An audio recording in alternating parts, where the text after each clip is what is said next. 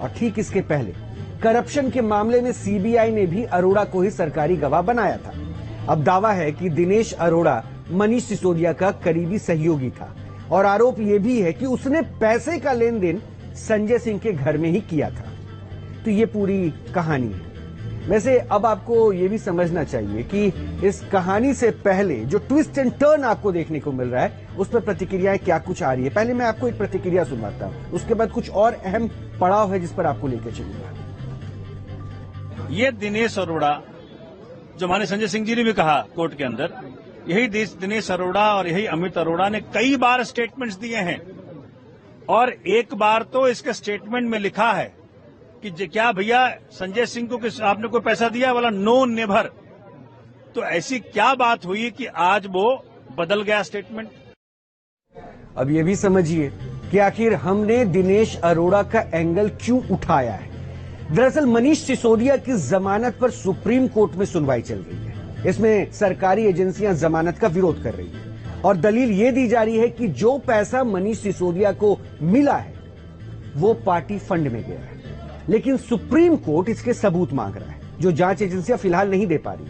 लेकिन इसका यह मतलब नहीं निकल जाता है कि गिरफ्तार नेता बेगुनाह है। हम ये नहीं कह रहे कि गिरफ्तार नेता बेगुनाह है, ये जांच का मसला है। ऐसा इसलिए क्योंकि पिछले 15 महीने में अब तक कोर्ट ने उन्हें क्लीन चिट नहीं दी है, इस बात को भी आप ना भूलें। फिर सवाल उठता है आखिर क्यों। इसे आरोपों के शुरुआती पन्नों को पलटकर देखने से पता भी चलता है। चलिए थोड़ा पीछे चलते हैं। दरअसल 17 नवंबर 2021 को दिल्ली में नई आबकारी नीति लागू हुई थी। 22 जुलाई 2022 को लेफ्टिनेंट गवर्नर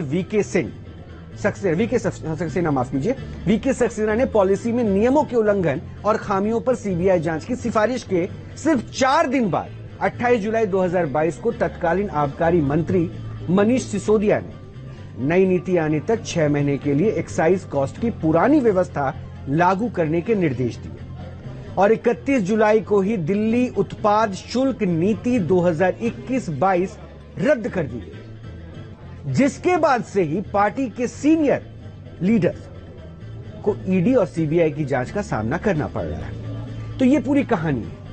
अब सबसे पहला सवाल यही उठता है कि अगर 2020 को लागू की गई आबकारी नीति सही थी तो फिर एलजी की जांच की सिफारिश के बाद नीति को अचानक रद्द क्यों कर दिया गया।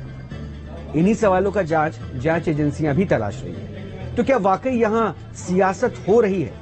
इसे और करीब से समझ सकते हैं आप जिस रिपोर्ट को हम आपको अभी दिखाने वाले हैं।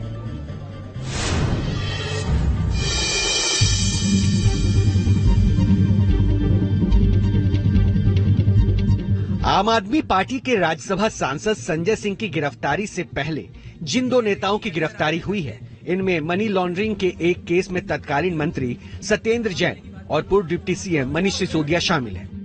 लेकिन संजय सिंह की गिरफ्तारी में और बाकी लीडर्स की गिरफ्तारी में अंतर है।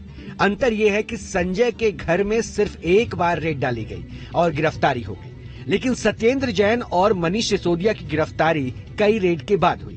अब सवाल यह है कि आखिर इस तरह की कार्रवाई से साबित क्या हुआ।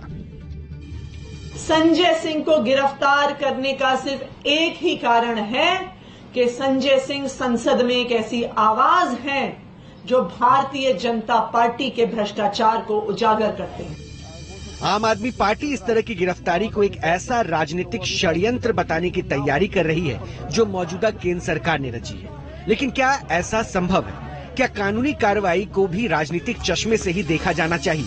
सवाल इसलिए उठ रहे हैं क्योंकि गिरफ्तार लीडर्स के वकील बचाव पक्ष में दलील दे रहे हैं। बावजूद इसके अब तक एक भी गिरफ्तार लीडर को जमानत नहीं मिली है, जिसका साफ मतलब है कि अभी तक एक केस का पक्ष विशेष की तरफ झुकाव नहीं है और ये केस उलझ गया। इस केस की बुनियाद देखें तो दिल्ली में नई आबकारी नीति 17 नवंबर 2021 को लागू हुई, जिसमें अनुमान था कि राजस्व में 9500 करोड़ रुपए की बढ़ोतरी होगी। इस नीति के तहत शराब कारोबार से सरकार बाहर निकल गई थी, लेकिन निजी कंपनियां एंटर कर गई। दिल्ली में 32 जोन में 849 शराब दुकानें खुलनी थी, हर जोन में अधिकतम 27, जबकि इसके पहले 864 दुकानों में से 475 दुकानें 4 सरकारी कंपनियां चलाती थी।